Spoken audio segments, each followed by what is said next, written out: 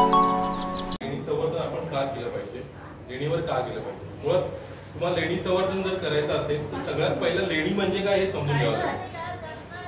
Otherwise तुम्हाला कळणारच नाही काय नक्की संवर्धन करायचं. तर लेणी म्हणजे काय, लेणी ह्या कशा निर्माण झाल्या, लेणी म्हणजे गुहा का?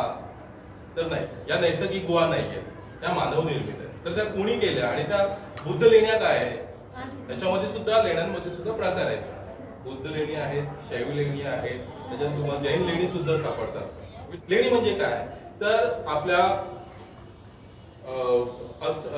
विनयपिटकामध्ये बौद्ध जे भिक्खू आहेत त्यांना वर्षावासाचा एक कालावधी असतो आणि त्या काळामध्ये त्यांना डोंगरामध्ये राहावं लागतं, एकांतवासात राहावं लागतं. ह्या काळामध्ये त्यांना कुठे राहायचं असतं तर मग ते कुठेतरी मोठा घाट, एखादं डोंगर कपारी, अशा प्रकारे हे पूर्वी राहायचे.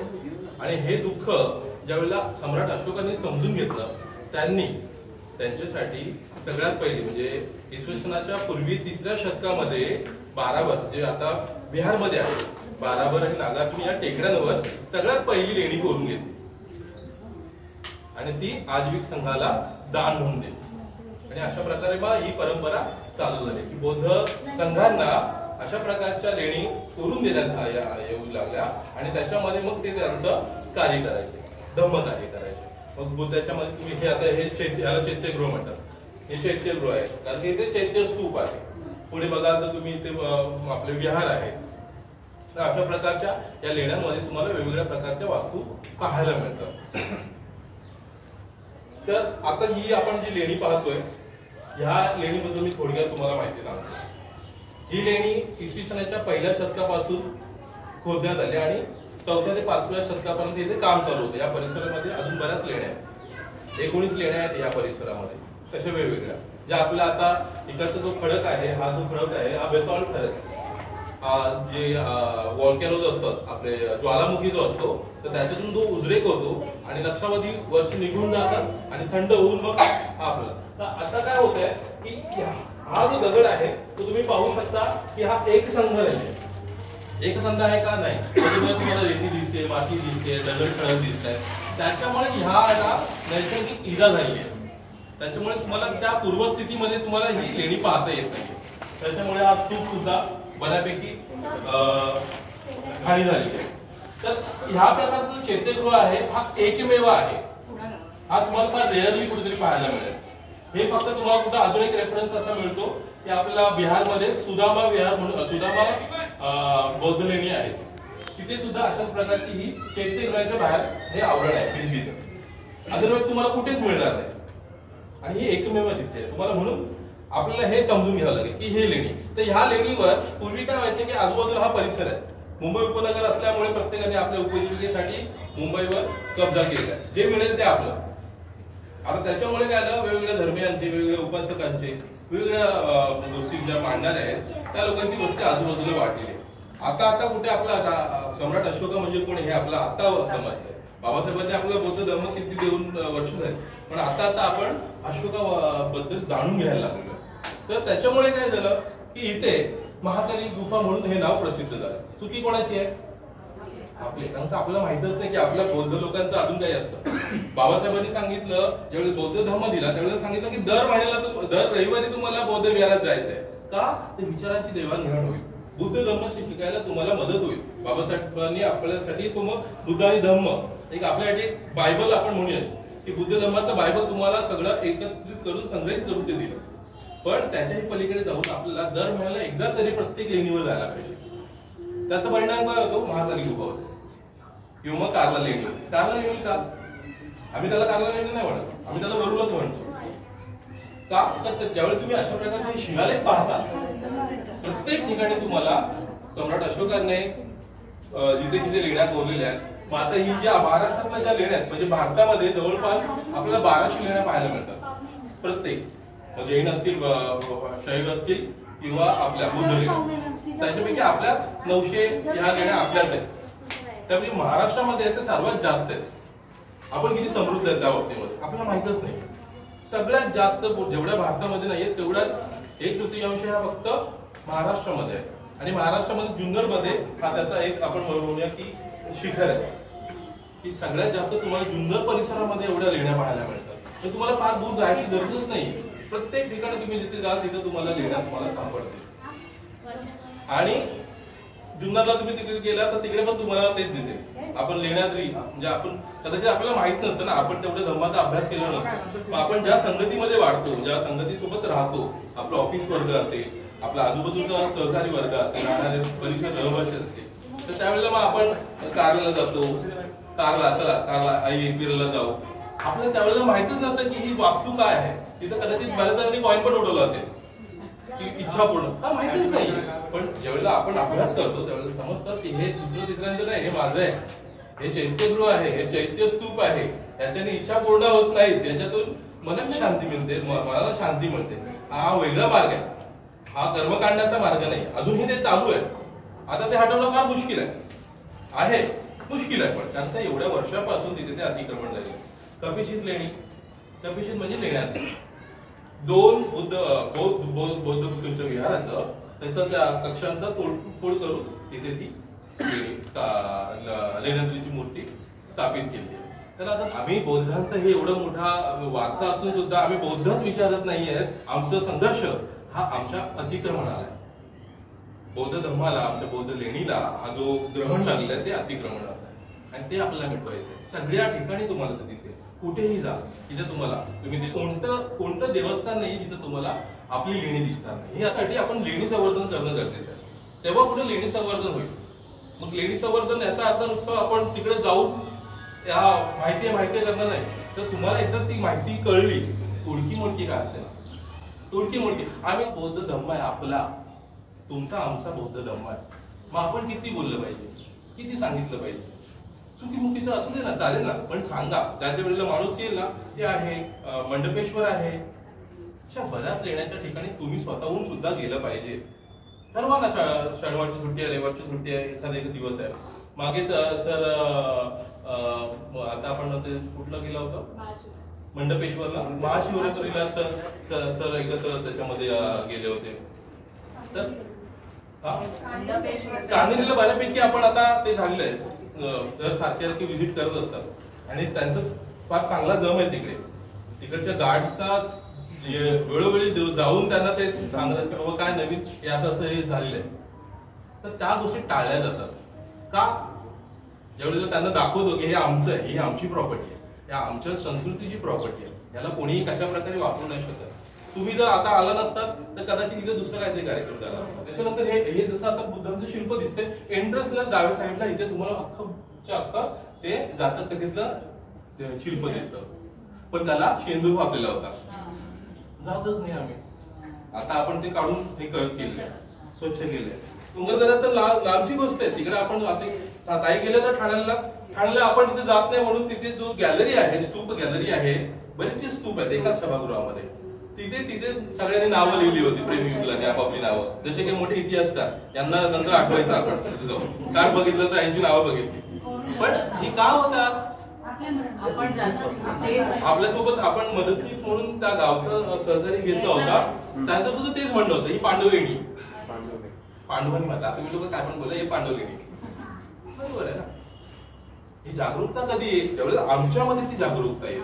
आपण म्हणतो ना की आम्हाला देश सुधारायचा. देश सुधारायच्या अगोदर आपलं घर सुधारा. घर सुधारलं, एरिया सुधारेल, एरिया सुधारला, राज्य सुधारलं तर मग देश सुधारेल. ही फिलॉसॉफी तुम्हाला लक्षात घेतली पाहिजे. छोट्या छोट्या गोष्टी असतील त्या समजून घेतल्या पाहिजेत. आपल्याला कदाचित ह्या गोष्टी आपल्याला सहज आपल्याला येत नाही. आपल्या कामाचं एक असतो ना, एक काम करायचं म्हणून आपण एक त्या दिनचर्यामध्ये आपण धर्माला आपण वेळ देऊ शकत नाही. मग अशा वेळेला ज्यावेळेला शनिवार रविवार जो सुट्टीचा वार असतो, आपण अशोका वॉरिस तर्फे आपण या अशा प्रकारच्या ज्या भेटण्याच्या मीटिंग काय म्हणतो कार्यशाळा आपण घेतो, त्यावेळेला तुम्ही सहभागी व्हा. म्हणजे तुम्हाला त्याच्याबद्दल अधिक माहिती मिळेल. आता इथे तुम्ही हा शिलालेख पाहू शकता. बऱ्याचशा लेण्यांची माहिती ही शिलालेखांमध्येच असते. म्हणजे त्या लेणीचं नाव काय वगैरे. पण तो शिलालेख तुम्हाला वाचता पण आला पाहिजे ना. तुम्हाला माहितच नसेल तर कसं समजेल? मग त्याच्यासाठी धम्मलिपी. आता ही लिपी आणि भाषामध्ये फरक आहे. जसं आपण मराठी भाषा बोलतो आणि लिहितो देवनागरी लिपीमध्ये, ही धम्मलिपी आहे ज्याच्यामध्ये कोरलंय. आणि भाषा जी आहे ती प्राकृत पाली. पण त्याच्यासाठी सुद्धा अशोका वॉरियर्स कडून आपण धम्मलिपी शिकवतो. झिरो पैसा घेऊन. शिक्षिका पण आले, बघा ताई पण आणले, ताई बॅचेस घेतात. दान पारिमिता फाउंडेशन आहे सर. हा बोला. आता आपण ह्या लेणीला आलेलो आहोत आणि जवळपासच वस्ती आहे जवळपास. इज इट पॉसिबल अशोक वॉरियर्सने समजा जसं नगरमध्ये नगरचे ग्रुप्स आहेत तसं अशोक वॉरियर्सनी ह्या लेणीच्या जवळपास जे आपली वस्ती आहे किंवा आपले जे लोक आहेत एक शाखा तिथे ओपन करावी, त्यांना सांगावं की तुम्ही इथे देखभाल करा. आपल्याला शक्य नाहीये दर महिन्याला यायला, आपण वर्षातून एकदा. सो जर नाशिकला काही आहेत, नाशिकला लेण्या आहेत किंवा नगरला नाहीत किंवा पुण्याजवळ आहे, तर is it possible to open a branch of Ashoka Warriors, make a group and give them instead of that we can responsibility. take personal responsibility to go on each and every caves. We will go. It is our moral responsibility to go on each and every caves which are located near to us. It's our responsibility. That will help. Other people will also join us, not just our religion people. Other community will also join because they know it is purely science. इसमें कुछ जादू टोना नहीं है, तब जाके आपको प्रसन्न हुआ. ये आपको दिख रहा है म्हणजे अतिक्रमण जे होतं थोडंफार एक्झॅक्टली सर तुम्ही बरोबर बोलता. पण तेच म्हटलं तर त्याच्यासाठीच आपल्याला एकत्र यायचंय. एक आता सर मी सरांशी भेटलो नव्हतो, पण ह्या चळवळीमधून सरांची माझी भेट झाली, ताईंची भेट झाली. अशी मंडळी जेवढे येतील तेवढे आपापल्या परीने आपण आपापल्या एरियामध्ये त्याचा आपण इग्नोरन्स जे आहे ते आपण दूर करू की बाबा हे असंच भेटण्यापेक्षा चल आपण आमचे प्रांजल सर आहेत. तर प्रांजल सर आता परवाच काल नाशिकला जाऊन आले. तर त्यांच्या एरियामधली जी मंडळी आहे, तरुण मंडळी 20-25 वर्षाचा वयोगट आहे, तर त्यांनी एक 30-25 जणांचा ग्रुप बनवून त्यांनी स्वतःच वर्गणी वगैरे करून ग्रुप बनवला आणि ते स्वतः कुठेतरी रिसॉर्टला वगैरे जाण्याच्या ऐवजी ते त्रिरश्मी लेणी आणि काळारा मंदिरला गेले आणि त्यांना माहिती सांगण्यासाठी त्यांनी कोणातरी अरेंज केलं. सो ही पर्सनल रिस्पॉन्सिबिलिटी आहे. आपल्या धर्मबांधवांना त्याच्याबद्दल ते असलं पाहिजे, प्रत्येकाने जाणवलं पाहिजे. ते आपल्या जवळ आहे, त्याच्याबद्दल माहिती घेते. सर तुम्ही बोलणार त्याबद्दल. आतापर्यंत आम्ही सोशल मीडियाच्या माध्यमातून बरंच पत्राला व्यवहार करतो कामामध्ये. एक्झाम्पल देतो तुम्हाला. ठाणे रेल्वेच्या आम्ही गेलो होतो त्यावेळी त्या स्तूपावरती प्रेमी नाव लिहिली होती. इमिडिएटली आम्ही दुसऱ्या दिवशी ESI ला पत्रव्यवहार करून जे आमचे काही लोक जे आहेत ते संपूर्ण महाराष्ट्रामध्ये कामं करतात त्यांची आम्ही नावं कधी ओपन करत नाही. त्यावेळी त्यांना ही अपडेट दिली. अपडेट दिल्यानंतर त्यांनी पत्रव्यवहार करून ESI ला ठाणदाणी केली. त्या माणसाला कामावरनं काढलं, जे ठाणे रेल्वे जो माणूस आहे त्या कामावरनं काढलं आणि 2 दिवसाच्या आत ती सगळी लेणीची जे दिलं होतं सगळं पुसून काढलं. हे अपडेट आहे, कामाचं आमचं वर्किंग आहे. आम्ही लेणीवर जाऊन धम्मसर नाही काढत, तर तिकडं असणाऱ्या आमच्या अपडेट येतात. आमच्या जरी महेश कांबळे सर किंवा रोहन कांबळे सर जरी तिथे संतोषकडे झाले तरी माझं लक्ष असं संपूर्ण लेणीवर असं, कारण की त्याच्यामध्ये आमचं कामच आहे. आम्ही फक्त पिकनिक काढतो, धम्मसर काढतो असं पण नाही. आम्ही आज जवळजवळ पूर्वी आम्ही काय करतो ह्या लेणीवरती जे आता तिकीट काउंटर पडलं ते फक्त आमच्यामध्ये. आम्ही जेव्हा ABCPI मध्ये त्यावेळेला ही जी लेडी बघता तुम्ही आणि हा परिसर बघता ना, पाठीमागे तुम्ही आपलं दर्गा बघता, ही गणेश गायकवाड इथे राहतात, आमच्या जवळपास राहतो इथे. इन्चार्ज आहेत ना, इन्चार्जनी आम्हाला फोन केला की इथे कचरा झाला म्हणून. 2018 पासून आमच्यावर जॉईंट आहेत आणि ती मुलं नाही, तरुण मुलं. गणेश गायकवाड, सुरेश टोणगे, विजय त्या मुलांनी म्हणजे आमचा रवींद्र सावंत आहे, हे जे काय म्हणतात ज्यांनी पहिले आम्हाला ज्यांनी दाखवली की लेणी अशी असते. आम्हाला रवींद्र सावंत ABCPIच्या माध्यमातून आम्ही खूप चांगले ट्रेन झालो. आम्हाला त्यांच्याबद्दल खूप माहिती, खूप म्हणजे त्या मुलाबद्दल इतका आदर आहे आम्हाला. अभ्यासाकडून खूप चांगली व्यक्ती. हो, आणि त्यांनी चालू केलं होतं हे सगळे, त्यांनी आम्हाला दाखवायला सुरुवात केली. तिकीट काउंटर सुद्धा चालू झालं ना त्या आमच्या प्रयत्नामुळे. तर त्यावेळेला कोणी यायचं म्हणजे असे लावलेत नाही. तुम्हाला जमत नसेल ना तर ती प्रिंटआउट मला द्या ESIच्या नियमांची, मी ती प्रिंटआउट काढतो अशोक वॉरियरच्या माध्यमातून आणि इथे लावतो. तर ते म्हणाले सर काळजी करू नका, 2 दिवसामध्ये मी पाठवतो. म्हणजे हे कामाचं आपलं वर्किंग आहे. समजलं का? आपण फक्त तेच नाही करता, जो मुलगा काम करतो आपण सिक्युरिटीच्या पगाराबद्दल सुद्धा कामं केली, त्याचे पेमेंट सुद्धा वाढवलेली, समजलं? हे आपल्या कामाचं वर्किंग. आम्ही फक्त लेणीवरती धम्मसारी काढत नाही किंवा जातो आणि धम्मसारी काढतो आणि काहीतरी करतो, त्याचे अपडेट घेऊन पुरातत्व विभागाशी आम्ही भांडतो सुद्धा. हे सुद्धा आपलं कार्य चालू हे आपलं आहे. कार्य. जे तुमचं होतं ना त्या गोष्टी सुद्धा आपल्या ऑलरेडी आहेत. माझं सांगण्यात तात्पर्य हेच आहे की प्रत्येकाने आपापल्या परीने सुद्धा जबाबदारी एक नैतिक, आपण बौद्ध आहोत म्हणून, मग तुम्ही बौद्ध गेवर कसं काय अतिक्रमण करू शकता, ती माहिती पडले ती तुम्हाला इतरांना सांगितली पाहिजे. व तिकडे आजूबाजूला असेल का सुचवलं तर आम्हाला सांग, आम्ही आमच्या सोबत जे असतात त्या चळवळीमध्ये त्यांच्यापर्यंत हा एक सामूहिक जबाबदारी आहे आपापली. तुम्हाला कळलं तुम्ही आम्हाला सांगा, आम्ही त्याच्याबद्दल काहीतरी करू.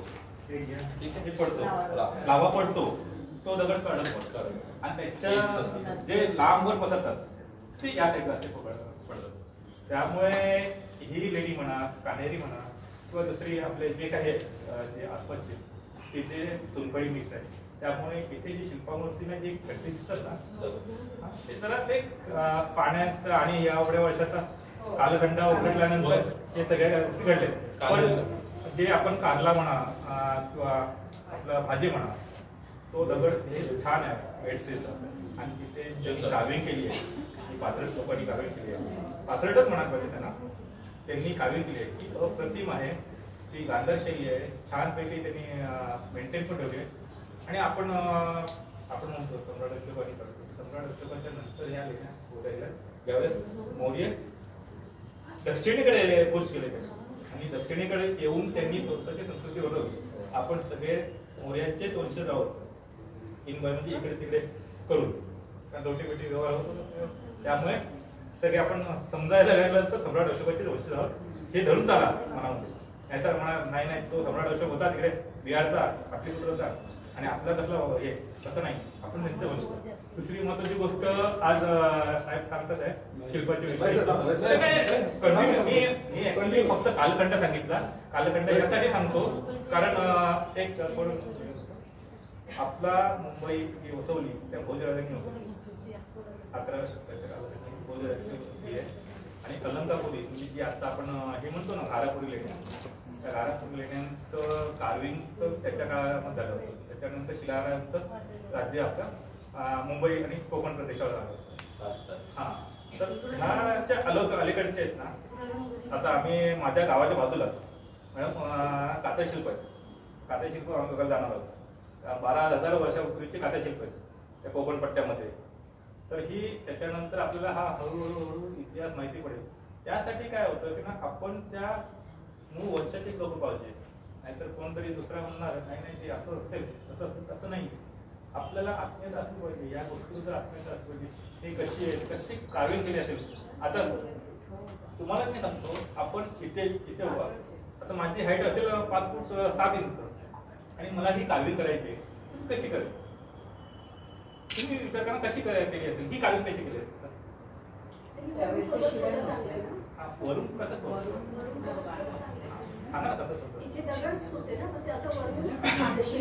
पहिलं कसं आहे, कोणतीही लेणी पहिली लेणी बघताना ना बाहेरून बघायची, वरून खाली बघायचं, पहिला ओटा बघायचा, नंतर आतमध्ये या. ही जी लेणी बोलताना ना वरचा भाग आहे ना पहिला कार्विंग करायचा, त्याच्यानंतर खालचा भाग कार्विंग करत ते आतमध्ये येते. अशा प्रकारे लेण्या कोरल्या जातात. त्यामुळे कुठेही लेणी बघायला जात असताना पहिला आपण डायरेक्टली आत शिरायचं नाही, लेणी बघताना बाहेरून आपण बघायची, वरती पहिलं कार्विंग करतात, त्याच्यानंतर ते खाली करत येतं. ठीक आहे. आता सर सांगते बाकीच्या गोष्टी. आता आपण पूर असल्यामुळे आषाढ पौर्णिमेला ज्यावेळेला महामायेला स्वप्न पडलं त्यावेळेला त्यांना मानसरोवर मध्ये तिकडे नेण्यात आलं आणि त्यांना ते स्थान तेच तसं स्वप्न होतं आणि त्या स्वप्नाचं चित्र आहे. या लेणी ऍक्च्युली लेणी हा जो भाग आहे याचं नाव आहे कोंदिवडे लेणी. बाजूला गाव आहे त्याचं नाव होतं कोंदिवडे. कोंदिवडे गावावरून त्याचं नाव कोंदिवटी आहे.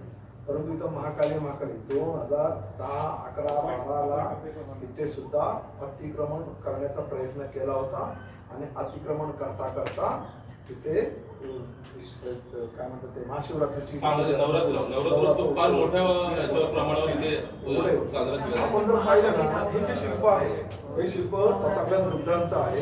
आम्ही रेफरन्स देतात तो आमच्याकडे एवढे फोटो आहेत म्हणजे माझ्या लॅपटॉपमध्ये जवळजवळ 10,000 फोटो आहेत. हा लेण्यांचे 10,000 फोटो आहेत. 10,000 लेण्या लॅपटॉप मध्ये आणि मोबाईल मध्ये जवळजवळ 12,000. तर हे जे शिल्प हे आम्ही रेफरन्स मध्ये येतो. हे जे शिल्प आहे ते धम्मचक्र प्रवर्तन मुद्रेचे आहे. हे जे शिल्प आहे धम्मचक्र प्रवर्तन मुद्रेतील आहे आणि आता हात असा आहे त्याचा हा हात असा आहे धम्मचक्र प्रवर्तन मुद्रा आहे आणि प्रलंब पाद अवस्थेमध्ये त्यांची जी बसण्याची अवस्था आहे ती प्रलंब पाद आहे आणि धम्मचक्र प्रवर्तन मुद्रेत आहे. आता बुद्धाचं शिल्प बघा महावीर शिल्प आणि बुद्धाचं शिल्प जवळजवळ सिमिलर वाटतं बरोबर आहे. पण महावीराचं शिल्प हे संपूर्ण दिगंबर असतं त्यांच्या अंगावरती वस्त्र नसतं. पण बुद्धाच्या शिल्पाला हे चिवर दिसते हे चिवर दिसते हा फरक आहे. अजून एक दुसरी गोष्ट हे दोन जे बाजूला आहेत ना त्याला तत्व प्राप्त होण्याच्या अगोदरची जी अवस्था आहे त्याला बोधिसत्व म्हणतात. आता पद्मपाणी म्हणजे का त्यांच्या हातामध्ये कमळ आहे डाव्या हातामध्ये कमळ आहे म्हणून ते पद्मपाणी आणि ह्यांच्या हातामध्ये वज्रे म्हणजे वज्रपाणी. त्याच्या पुढे खाली जर आपण पाहिलं आपण बोलतो ना नागाचे वंशज हे नागराजे दिसतात तुम्हाला त्यांचा मोटम आहे नागराजे हे त्यांची फॅमिली आहे. बाजूला जी आहे महिला मी काय म्हटलं होतं महिला आणि पुरुष त्यावेळी एका रेंज मध्ये होते कोण लहान आणि कोण मोठं किंवा कोणी याच्यामध्ये कोणत्याही प्रकारचा कमी जास्तपणा होता आणि त्यांची फॅमिली यायला पाहतात. वरती जो दिसत आहेत ना त्याला विद्याधर म्हणतात. आता विद्याधर एक संकल्पना म्हणजे जो लेणी काढली तर एक काल्पनिकरित्या किंवा संकल्पना केली. विद्याधर म्हणजे काय बुद्धांचा विचारांचा प्रसार किंवा यक्ष सुद्धा म्हटलं जातं यक्ष सुद्धा म्हटलं जातं यक्ष त्याला म्हणतात. तर बुद्धांच्या विचारांचा प्रसार आणि प्रचार करणारे त्यांना कधी कधी काही लेण्यांमध्ये कांद्यामध्ये गेलं त्यांना पंख सुद्धा आहे म्हणजे बुद्धांचा विचारांचा प्रसार प्रचार करण्यासाठी पाठवले ते लोक आहेत. एका प्रकारे दूध आहेत किंवा यक्ष आहे. वरती जर बघितलं ते ध्यानस्थ अवस्थेमध्ये आपण प्रलंब आपलं ध्यानस्थ अवस्थेमध्ये आहे बसण्याची स्थिती आहे तिची ध्यानस्थ अवस्था. पण मुद्रा कोणती आहे धम्मचक्र प्रवर्तन प्रत्येक मुद्राला अर्थ आहे. 8-9 मुद्रा आहेत बसण्याच्या म्हणजे वरद हस्त सुद्धा वरद मुद्रा आहे अभय मुद्रा सुद्धा आहे अशा प्रकारचे अंगुली मुद्रा सुद्धा आहे. अशा प्रकारच्या मुद्रा हे अशा प्रकारे शिल्प आहे. आता हे शिल्प कसलं आहे कोण सांगू शकाल का हे शिल्प कोण बोल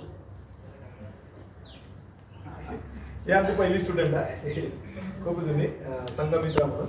आता बोधिसत्व आहे. बोधिसत्व म्हणजे काय जर तुम्ही थायलंड बँगमध्ये पाहिलं तर बोधिसत्वाच्या डोक्यावरती बुद्ध असतात. तर सेम हे बोधिसत्व आहे त्याच्या डोक्यावरती बुद्ध आहे.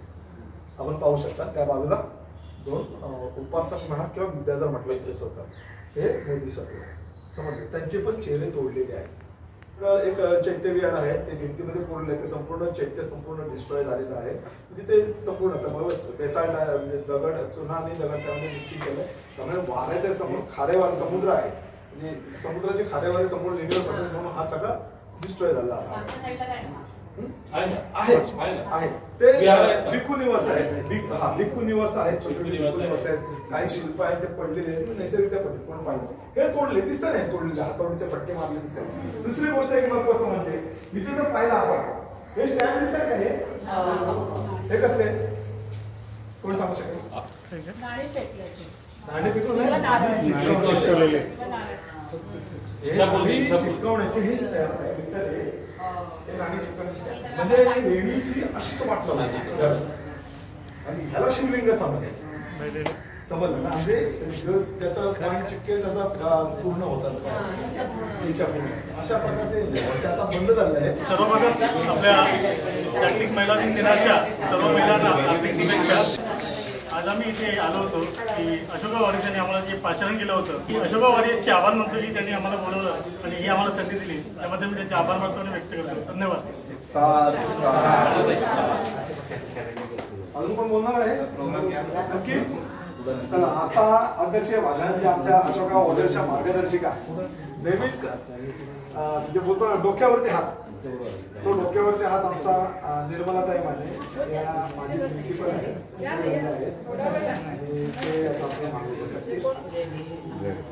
आपल्या बहुजनांच्या सर्व महामानवांना अभिवंदन करते आणि आपणा सर्वांना महिला दिनाच्या, जागतिक महिला दिनाच्या हार्दिक शुभेच्छा. वेळ खूप झालाय. अध्यक्ष भाषण म्हटलं की सगळे विषय कव्हर करायला पाहिजे होते. अगदी आपल्याला पहिल्यांदा सुरुवात जी केली डॉक्टर अर्चना यांनी, की खूप चांगलं मार्गदर्शन केलं. TB-वरती त्या बोलल्या आणि TB हा असा रोग आहे की ज्याच्याने सगळ्यात पहिल्या डॉक्टर आनंदी जोशी, त्या आनंदीबाई जोशी स्वतः अमेरिकेत जाऊन डॉक्टर होऊन आल्या. या सगळ्या ज्या माता झाल्या, जाऊन असत्या तर शिवाजी महाराज घडले नसते, रमाई नसती तर आपल्याला एवढी आपल्याला भारताची राज्यघटना देणारे विश्व मानव, महामानव असे परमपूज्य डॉक्टर बाबासाहेब आंबेडकर आपल्याला लाभले नसते. जसं प्रज्योताने म्हटलं की बाबासाहेबांच्या 2 पत्नी, कारण रमाईने तर खरोखर खूप त्यावेळी हाल सहन केले. ते सगळा इतिहास मी आता सांगत नाही, प्रत्येकाला आपल्याला माहिती आहे. तर त्यांनी जे योगदान दिलं ते बाबासाहेबांना घडवण्यासाठी, पण प्रत्यक्षात जी काही जे मुलाचं काय म्हणतात सहवास जो माई साहेबांनी दिला, सविताबाई आंबेडकर, त्या स्वतः जे हॉस्पिटलच्या त्या गोल्ड मेडलिस्ट. आणि त्याच्यामुळे त्यांनी जी शेवटची जी 9 वर्ष, जवळजवळ 9 वर्ष, कारण बाबासाहेबांचं आपल्याला माहिती आहे की ते बाहेर जेव्हा शिकत होते तेव्हा अगदी पाण्यात पाव बुडून पावाच्या तुकड्यात ते राहत होते. म्हणजे शरीराला आज आपण आपल्या मुलांना काजू बदाम सकाळी ड्रायफ्रुट्स देतो, पण त्या काळात त्यांना काही मिळालं नाही. आणि त्याच्यामुळे झालं काय की त्यांची प्रकृती जी खमली आणि त्या काळात त्यांना सगळे आजार म्हणजे पोकारलं गेलं खरं शरीर. आणि त्यावेळी त्यांना मोलाची साथ दिली. त्या स्वतः डॉक्टर असल्या कारणानं सगळ्या काही वेळा सांभाळल्या आणि टाईम टू टाईम त्यांना खायला प्यायला देणं हे सगळं माईसाहेबांनी सांभाळलं. त्यामुळे माईसाहेबांच्यामुळे बाबासाहेबांना पुढची जी 9 वर्ष मिळाली आणि त्या 9 वर्षामध्ये जे त्यांनी काम केले की तुम्हाला भारताची राज्यघटना लिहिली, बुद्ध अँड धम्मा लिहिलं, त्याचप्रमाणे हिंदू कोड बिल ते केलं. ते हिंदू कोड बिल खरं आपल्यासाठी नाहीये, सगळ्यांसाठी, पण इतरांना त्याची जाणीव आहे. बौद्ध धर्म हा 1200 वर्ष इथे होता आणि 1200 वर्ष इथे असणारा धर्म हा पूर्ण नामशेष झाला. आणि नंतर त्याचं पुनरुज्जीवन जे झालं ते 56 वर्षानंतर बाबासाहेबांनी केलं, तेव्हा आपल्याला धर्म कळला. आणि आज आपल्याला फक्त 68 वर्ष झाले जेमतेम. त्या 68 वर्षात आपल्याला धर्म तो काय कळणार. पण जे काही खरोखर बुद्धिस्ट झाले, महार लोकच बुद्धिस्ट झाले आणि जे खरोखर बुद्धिस्ट झाले ते त्यांची प्रगती आज सुधारली. आणि जे दोन्ही दगडावर पाय ठेवले, कारण इकडे महार पण आहे आणि अर्धे बौद्ध पण, त्याच्यामुळे ते दोन्ही दगडावर तसेच नाही चालले तिथं उंबरकर. ओके. तर त्याने म्हटल्याप्रमाणे सावित्रीबाई फुले यांनी सुरुवातीला जर का शेण गोटे जे काय केलं एवढे जर का त्यांनी कष्ट घेतले नसते तर आज आपल्याला हा दिवस पाहायला मिळाला असता का, आज आपण महिला दिन साजरा केला असता का, तर ते शक्य झालं नसतं. आणि त्यांनी काय फक्त त्यांच्यामुळे आपण शिकलो का, त्यांनी जी शाळा सुरू केली त्या शाळेमध्ये शिकणाऱ्या पहिल्या तर ब्राह्मणच मुली होत्या. आणि जेव्हा त्यांनी ती म्हणजे पूर्वीच्या काळात आपण म्हणतात की देवदासी प्रथा होती ना पूर्वी, की या सोडून द्यायचे लोक, त्यांच्यासाठी यांनी ती फलक लावला आपल्या याच्यावरती आणि सांगितलं की जी कोणी म्हणजे असं ज्यांना शक्य नसेल त्यांनी इथे येऊन बाळंतीण व्हायचं, शक्य नसेल तर मुलं इथेच ठेवायचं आणि जायचं. म्हणजे हे त्या काळात केलंय. 1848ला पहिली शाळा काढली आणि हे जे कार्य केलं त्यांनी त्या काळात, म्हणून आज आम्ही त्याची फळं चालतोय. आणि म्हणून आज आमच्या स्त्रिया ज्या आहेत त्या सगळ्या क्षेत्रात आहेत. आपण म्हणतो की प्रत्येक यशस्वी पुरुषाच्या मागे स्त्रीचा हात असतो, तसा स्त्रीच्या मागे पुरुषाचाही हात असला पाहिजे. तसं आमच्या संगराज गरुडने त्याचं उदाहरण दिलं. खरोखर चांगलंय. अशा लोकांचा हे म्हणजे समाजामध्ये असण्याची खूप आवश्यकता आहे. स्त्रीमध्ये एवढी क्षमता आहे की ती स्वतःचं घर सांभाळते, स्वतःची मुलं सांभाळते, स्वतःची म्हणजे स्वतःचं तर सगळं सांभाळते, आजूबाजू परिसर समाजकार्य जे करता येईल ते करते. म्हणजे तिच्यामध्ये एवढी चिकाटी असते.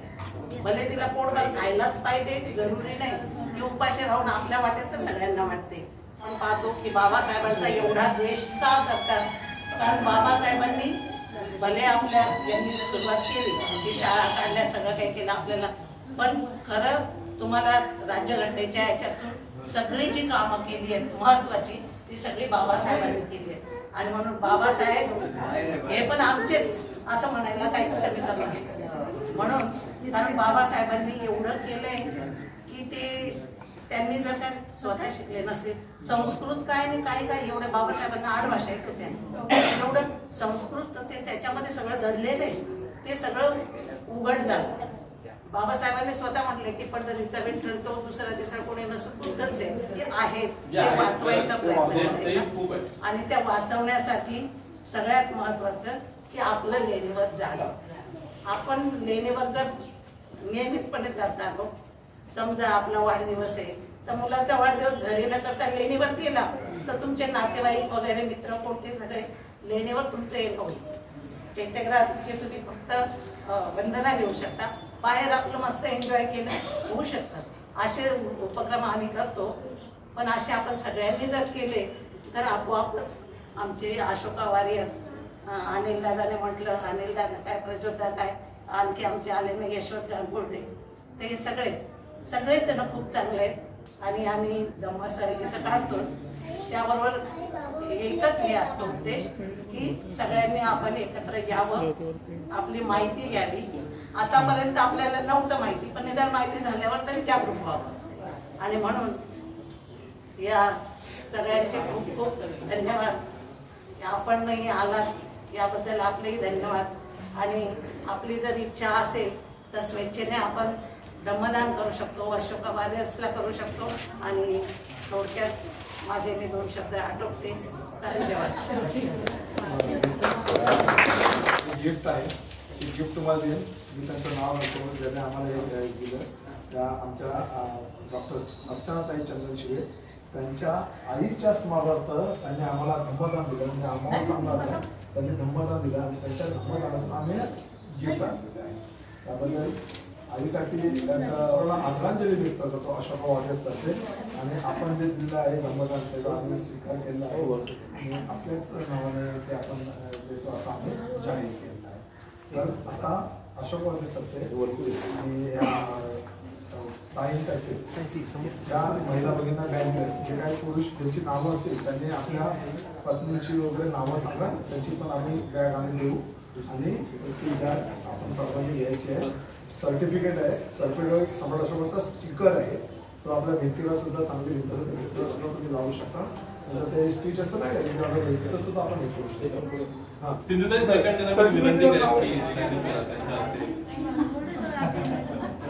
रिक्वेस्ट करा ही नावं घेते त्यांनी या गंगाताई कोणगे. गंगाताई कोणगे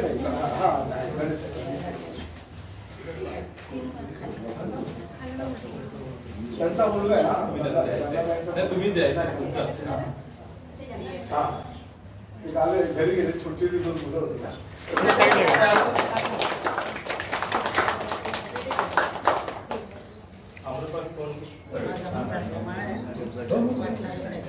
असं काय नाही. रेखाताई गायकवाड,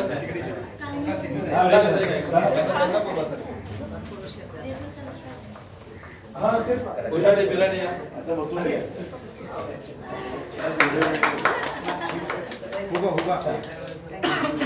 गरुड याला मी त्यांच्या हस्ते आपण पुढचे हे करूया. रेखाताई गायकवाड, करुणाताई आवळे, करुणाताई आवळे, आवाळे, माफ करा, अरुणाताई आवाळे, विद्याताई कांबळे, एक सेकंड, विद्याताई कांबळे, विद्याताई कांबळे,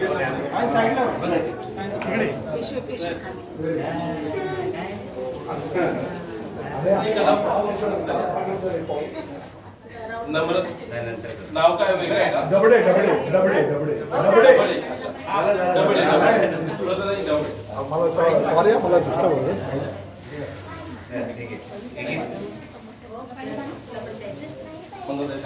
मी ताई नारळी सर इकडे बघा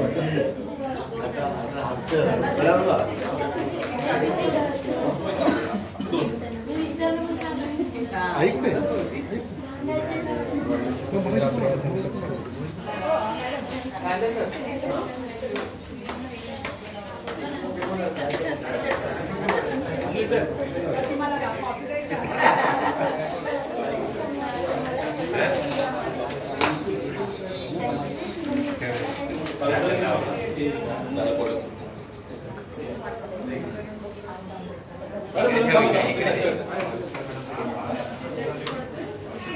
खूप छान आहे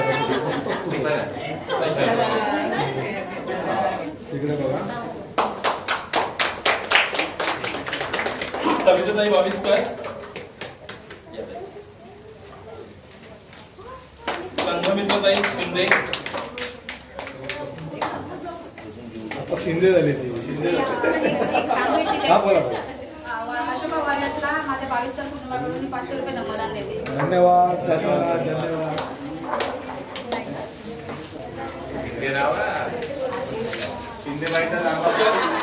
निकिताताई मुंबारकर,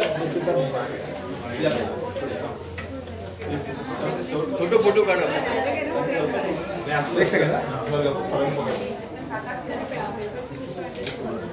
श्वेताताई पवार, श्वेताताई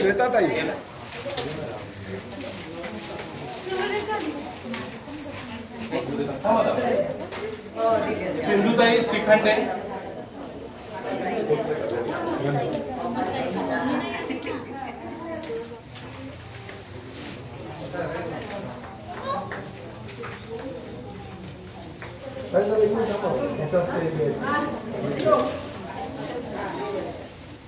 सविताताई नाही सविताताई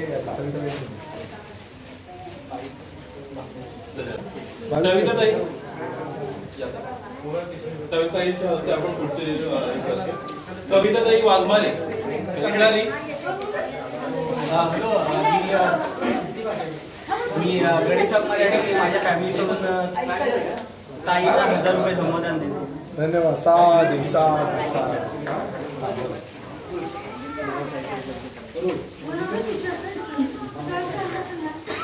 अजून किती कोमल कांबळे म्हणजे मी घेतोय.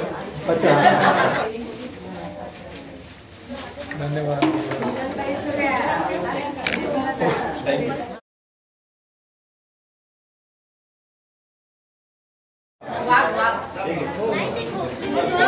इकडे इकडे प्रमोद डोळस डोळस आहे डोळस डोळस आहे ना डोळस आहे डोळस अच्छा सही करून घ्या तुम्ही अजून कोण आहेत का?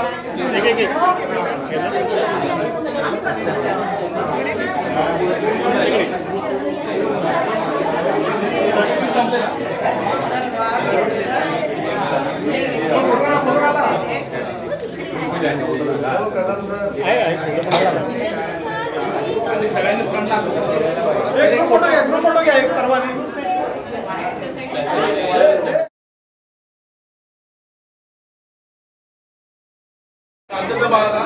गाडी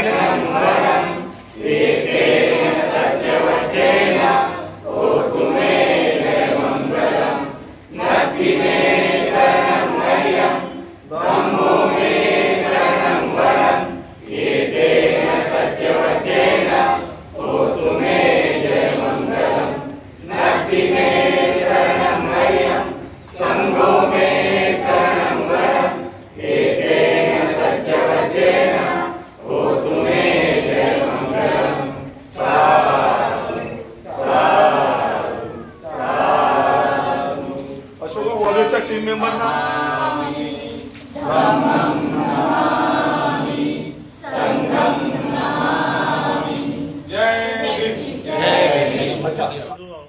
जागतिक महिला दिन कार्यक्रम होता तो जवळजवळ संपला आहे. आता आपण हा व्हिडिओ इथे समाप्त करत आहोत. हा जर व्हिडिओ तुम्हाला आवडला तर नक्की लाईक शेअर आणि चॅनल सबस्क्राईब करायला विसरू नका. धन्यवाद. चला तर भेटू अशा नवीन अशा व्हिडिओमध्ये.